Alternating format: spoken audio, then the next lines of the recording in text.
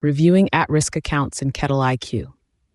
In this short training, I'll show you how the risk queue flags accounts that need attention and how to drill into what triggered each flag. Let's take a look. You'll find this under CRM Account Risk from your dashboard.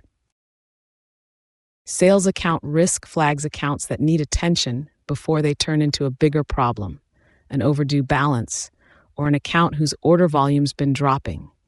It's your revenue protection queue for a 60-day window. Each account combines ownership, AR, open orders, pipeline, activity freshness, and duplicate customer links into one risk state: blocked, high risk, watch, or clear, and the next account action. Filter by owner or risk state to focus. Click a row and I'll show you the detail behind the flag. For AR, that's the outstanding invoices. For a declining order trend, that's the order history showing the drop. From there, you can see which rep owns the account. Reach out to the owning rep directly, or open the account page to check recent activity yourself. Review this list regularly.